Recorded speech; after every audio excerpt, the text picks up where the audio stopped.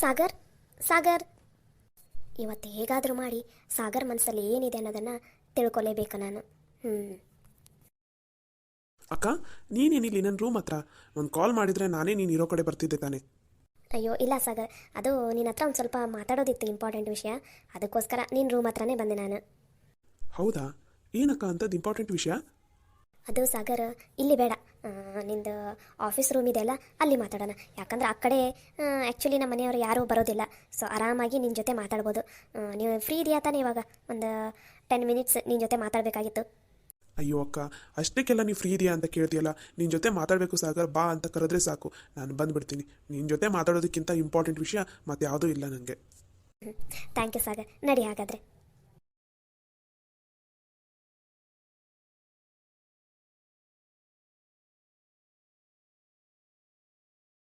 ಏನಕ್ಕ, ಏನೋ ಮಾತಾಡೋದಿದೆ ಅಂತ ಕರೆದೆ, ಆ ಕಡೆ ಹೊಳಿ ಸುಮ್ಮನೆ ನಿಂತ್ಕೊಂಡ್ಬಿಟ್ಟಿದೆಯಲ್ಲ, ಏನಾಯಿತು? ಏನಾದರೂ ಟೆನ್ಷನಾ? ಆರಾಮಾಗಿದೆಯಾ ತಾನೇ ನೀನು? ಏ ಸಾಗರ್, ಟೆನ್ಷನ್ ಏನೂ ಇಲ್ಲ, ನಾನು ಆರಾಮಾಗಿದ್ದೀನಿ. ಅದು ನಿನ್ನ ಬಗ್ಗೆನೇ ಒಂದು ಟಾಪಿಕ್ ಬಗ್ಗೆ ಮಾತಾಡೋದಕ್ಕೆ ಬಂದಿದ್ದೆ. ನೀನು ಸಿಟ್ಟು ಮಾಡ್ಕೊನಲ್ಲ, ಬೇಜಾರು ಮಾಡ್ಕೊನಲ್ಲ ಅಂದೆ ಮಾತಾಡ್ತೀನಪ್ಪ. ನೀನು ಆಮೇಲೆ ಸಿಟ್ಟು ಮಾಡ್ಕೊಂಡು ಹಾಗೆ ಹೋಗ್ಬಿಟ್ರೆ ನನಗೂ ಬೇಜಾರು, ನಿನಗೂ ಬೇಜಾರು. ಅದಕ್ಕೆ ಮುಂಚೆನೇ ಹೇಳ್ತಾ ಇದ್ದೀನಿ, ನೀನು ಸಿಟ್ಟು ಮಾಡ್ಕೋಬಾರ್ದು, ಹಾಗೆ ಬೇಜಾರು ಮಾಡ್ಕೋಬಾರ್ದು. ಸರಿ ಅಕ್ಕ, ನಾನು ಬೇಜಾರು ಮಾಡ್ಕೊನಲ್ಲ, ಸಿಟ್ಟು ಮಾಡ್ಕೊನಲ್ಲ, ಓಕೆನಾ? ಸರಿ, ಏನಂತ ಹೇಳು. ಅದು ಸಾಗರ್, ಇವತ್ತು ಪ್ರಕಾಶ್ ಅಂಕಲ್ ಅವರು ಮನೆಗೆ ಬಂದಿದ್ದರು. ಏನು, ಪ್ರಕಾಶ್ ಅಂಕಲ್ ಮನೆಗೆ ಬಂದಿದ್ರಾ? ಯಾಕಕ್ಕ?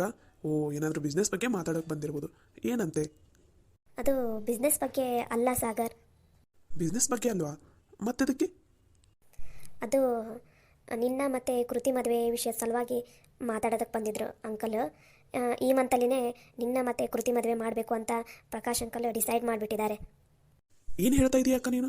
ನನ್ನ ಪರ್ಮಿಷನ್ ಇಲ್ಲದೆ ನನ್ನ ಮದುವೆ ಬಗ್ಗೆ ಅವ್ರು ಡಿಸೈಡ್ ಮಾಡೋದಕ್ಕೆ ಅವ್ರು ಯಾರು? ನೋಡು ನೋಡು, ನೀನು ಈ ಥರ ಸಿಟ್ಟು ಮಾಡ್ಕೊಂಡ್ರೆ ನಾನು ಮುಂದೆ ಹೇಗೆ ಮಾತಾಡಲಿ? ನೀನು ಹೇಳು. ಇವಾಗ ತಾನೇ ಸಿಟ್ಟು ಮಾಡ್ಕೊನಲ್ಲ ಅಂತಂದೆ ನೋಡು, ಮತ್ತು ಇವಾಗ ನೀನು ಸಿಟ್ಟು ಮಾಡ್ಕೋತಾ ಇದೆಯಾ? ಸಾರಿ ಅಕ್ಕ, ಸಾರಿ ಸಾರಿ. ಸರಿ, ನಾ ಸಿಟ್ಟು ಮಾಡ್ಕೊನಲ್ಲ, ಓಕೆನಾ? ಅಲ್ಲಕ್ಕ, ನನ್ನ ಮದುವೆ ಬಗ್ಗೆ ಮಾತಾಡೋದಕ್ಕೆ ಅವ್ರು ಯಾರು? ನನ್ನ ಒಪಿನಿಯನ್ ಕೇಳ್ದೇನೆ ಈ ತಿಂಗಳಲ್ಲೇ ಮದುವೆ ಅಂತ ಅಂದರೆ ನನಗೆ ಸಿಟ್ಟು ಬರೋದಿಲ್ವ? ನೀನೇ ಹೇಳು. ಡ್ಯಾಡಿ ಏನಂದ್ರಕ್ಕ ಅದಕ್ಕೆ? ಡ್ಯಾಡಿ ನಿನ್ನ ಹತ್ರ ಮಾತಾಡಿ, ಇವತ್ತು ಸಾಗರ್ ಜೊತೆ ಮಾತಾಡಿ ಏನು ಅನ್ನೋದನ್ನು ಕೇಳಿ ಹೇಳ್ತೀನಿ ಅಂತಂದರು. ಅದಕ್ಕೆ ಪ್ರಕಾಶ್ ಅಂಕಲ್, ನಮ್ಮಿಬ್ಬರದು ಬಿಸ್ನೆಸ್ ಚೆನ್ನಾಗಿ ನಡಿಬೇಕು, ನಾನು ಪಾರ್ಟ್ನರ್ಶಿಪ್ ಆಗಿ ಇರಬೇಕು ಅಂತಂದರೆ ನಿನ್ನ ಮಗನಿಗೆ ಈ ಮದುವೆಗೆ ಒಪ್ಪಿಸ್ಲೇಬೇಕು, ಈ ಮಂತಲ್ಲಿ ಕೃತಿದು ಸಾಗರದ ಮದುವೆ ನಡೀಲೇಬೇಕು ಅಂತ ವಾರ್ನ್ ಮಾಡಿ ಹೋಗಿದ್ದಾರೆ. ಎಷ್ಟು ಕೊಬ್ಬಕ್ಕ ಅವರಿಗೆ? ಅಂದರೆ ಅವ್ರ ಮಗಳನ್ನ ಮದುವೆ ಆದ್ರಷ್ಟೇ ಬಿಸ್ನೆಸ್ ಪಾರ್ಟ್ನರ್ಶಿಪ್ ಆಗಿರ್ತಾರಂತ ಅವರು? ಹ್ಞೂ ಸಾಗರ್, ಅದಕ್ಕೆ ನಿನ್ನ ಡ್ಯಾಡಿ ಅಂತೂ ನೀನು ಏನು ಹೇಳ್ತೀವಿ ಅಂತ ಅನ್ನೋದ್ರ ಮೇಲೇ ನಿಂತಿದ್ದಾರೆ, ಅವ್ರ ಒಪಿನಿಯನ್ ನಿಂತಿದೆ. ಮಮ್ಮಿನೂ ಅಷ್ಟೇ, ನಿನ್ನ ಒಪಿನಿಯನ್ ಮೇಲೇ ಎಲ್ಲರೂ ನಿನ್ನ ಒಪಿನಿಯನ್ಗೆ ವೇಟ್ ಮಾಡ್ತಾ ಇದ್ದಾರೆ. ನಾನು ಅಷ್ಟೇ.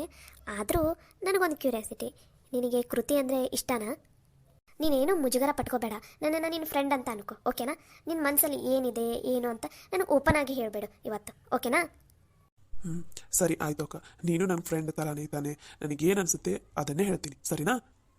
ಸರಿ, ಹಾಗಾದರೆ ಹೇಳು, ನಿನಗೆ ಕೃತಿ ಅಂದರೆ ಇಷ್ಟನಾ?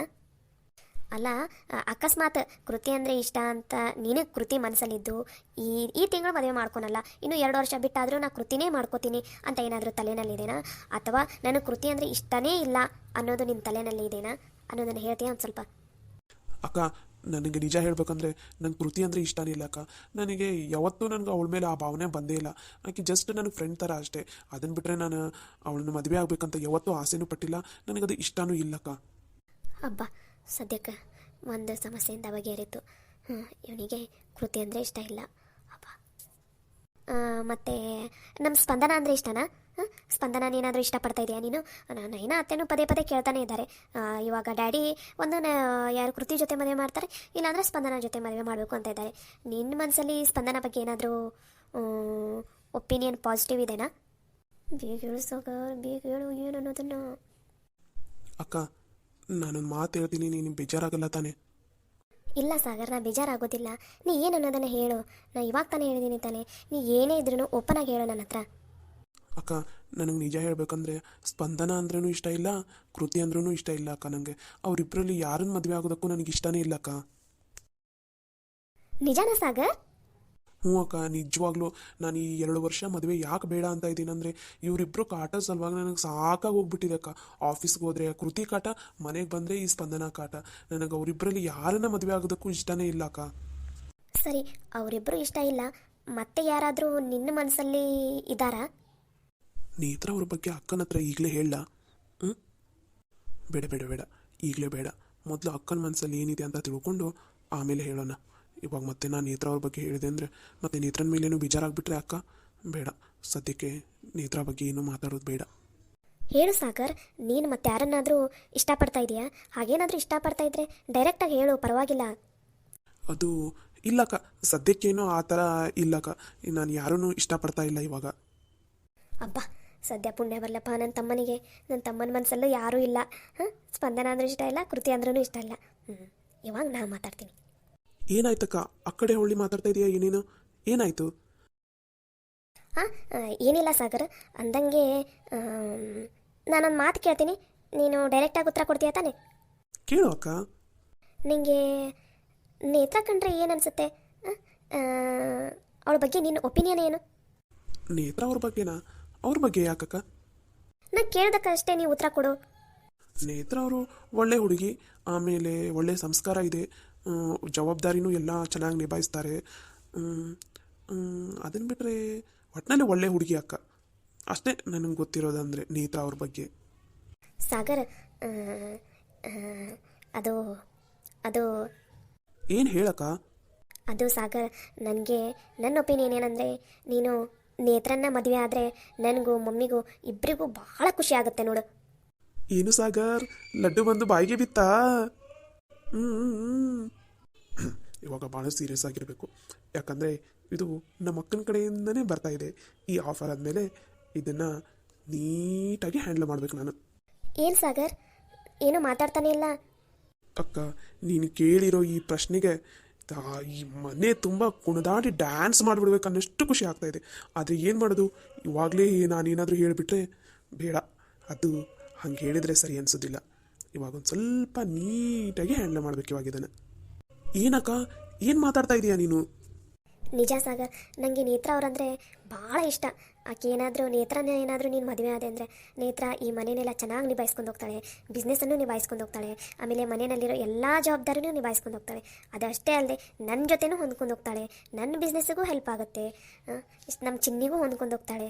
ಅದಕ್ಕೋಸ್ಕರ ಸಾಗರ್, ಪ್ಲೀಸ್ ನಿಂದು ಅಭ್ಯಂತರ ಏನೂ ಇಲ್ಲ ಅಂದರೆ ನೇತ್ರನ ಮದುವೆ ಮಾಡ್ಕೊಳ್ಳೋಕ್ಕೆ ಒಪ್ಕೋತೀಯಾ? ನಿನಗೇನು ಅರ್ಜೆಂಟ್ ಮಾಡೋದಿಲ್ಲ, ಒಂದು ವಾರ ಆರಾಮಾಗಿ ಟೈಮ್ ತಗೊಂಡು ಯೋಚನೆ ಮಾಡಿ ಹೇಳು, ಸರಿನಾ? ಅಲ್ಲ ಅಕ್ಕ, ನೀವು ಈ ಥರ ಮಾತಾಡ್ತಾ ಇದ್ದಿದ್ದು? ಹೌದು ಸಾಗರ್, ದಯವಿಟ್ಟು ಬೇಜಾರು ಮಾಡ್ಕೋಬೇಡ. ನಂದೇನು ಒತ್ತಾಯ ಇಲ್ಲಪ್ಪ, ಜಸ್ಟ್ ನನ್ನ ಒಪಿನಿಯನ್ ಹೇಳಿದೆ ಅಷ್ಟೆ. ಅಕ್ಕ ಆಗಿ ತಮ್ಮನ ಮದುವೆ ವಿಷಯದಲ್ಲಿ ಒಂದು ಒಪಿನಿಯನ್ ಹೇಳೋದಕ್ಕೆ ಹಕ್ಕಿದೆ ತಾನೆ? ಹ್ಞೂ ಅಕ್ಕ, ಹಕ್ಕಿದೆ. ಅದನ್ನ ಯಾಕೆ ಹಂಗೆ ಕೇಳ್ತಾ ಇದೀಯಾ ನೀನು? ನನ್ನ ಒಪಿನಿಯನ್ ಏನಂದರೆ, ನೀನು ನೇತ್ರನ ಮದುವೆ ಆಗೋದೇ ಒಳ್ಳೆಯದು ಅಂತ ಅನಿಸುತ್ತೆ. ನಿನ್ನ ಒಪಿನಿಯನ್ ಏನು ಅಂತ ಅನ್ನೋದನ್ನು ಯೋಚನೆ ಮಾಡಿ ಹೇಳು, ಸರಿನಾ? ನಾ ಏನು ಒತ್ತಾಯ ಮಾಡೋದಿಲ್ಲ, ಹಾಗೆ ಫೋರ್ಸು ಮಾಡೋದಿಲ್ಲ, ಸರಿನಾ? ಸರಿ ಅಕ್ಕ, ನಾ ಏನನ್ನೋದನ್ನು ಯೋಚನೆ ಮಾಡಿ ನಿಂಗೆ ಹೇಳ್ತೀನಿ ಅಂತಗೋ. ಆಹಾ, ನನ್ನ ಮುದ್ದು ಅಕ್ಕ, ನನ್ನ ಚಿನ್ನ ಅಕ್ಕ, ನನ್ನ ಮನಸ್ಸಲ್ಲಿ ಏನಿದೆ ಅದನ್ನೇ ಹೇಳಿಬಿಟ್ಲು ನಮ್ಮ ಅಕ್ಕ. ನನ್ನ ಶಾನಿ ಅಕ್ಕ ಇದು. ಅಯ್ಯೋ ಅಕ್ಕ, ನೀನು ಹೇಳಿರೋ ಈ ಮಾತಿಗೆ ನನಗಂತೂ ಫುಲ್ಲ ಡ್ಯಾನ್ಸ್ ಮಾಡ್ಬೇಕು ಅನಿಸ್ತಾ ಇದೆ. ಅದೇ ಇಲ್ಲಿ ಬೇಡ, ರೂಮಿಗೆ ಹೋಗಿ ಮಾಡೋಣ. ಸರಿ ಅಕ್ಕ, ನನ್ನೊಂದು ಸ್ವಲ್ಪ ಕೆಲಸ ಇದೆ, ನಾನು ಹೋಗಿ ವರ್ಕ್ ಮಾಡ್ತೀನಿ. ಸರಿ ಸಾಗರ್. ಅಬ್ಬಾ, ಅಂತೂ ಇಂತೂ ಸಾಗರ್ ಹತ್ರ ಹೇಳಿದೆ. ಇವನು ಒಪಿನಿಯನ್ ಏನು ಅನ್ನೋದನ್ನು ಹೇಗೋ 1 ವೀಕ್ ಟೈಮ್ ಕೊಟ್ಟಿದ್ದೀನಲ್ಲ, ನೋಡೋಣ 1 ವೀಕ್ ಅನ್ನಷ್ಟಿಗೆ ಹೇಳ್ತಾನೋ ಏನು ಮಾಡ್ತಾನೋ ಅಂತ. ಇವಾಗ ನೆಕ್ಸ್ಟ್ ನೇತ್ರನ ಮನಸ್ಸಲ್ಲಿ ಏನಿದೆ ಅನ್ನೋದನ್ನು ತಿಳ್ಕೊಬೇಕು. ಆದರೆ ಅದನ್ನು ಡೈರೆಕ್ಟಾಗಿ ನೇತ್ರ ಹತ್ರ ಮಾತಾಡೋದು ಅಷ್ಟು ಸರಿ ಅನಿಸೋದಿಲ್ಲ. ಸಾಗರ್ ಏನೋ ನನ್ನ ತಮ್ಮ, ಡೈರೆಕ್ಟಾಗಿ ಮಾತಾಡಿಬಿಟ್ಟೆ.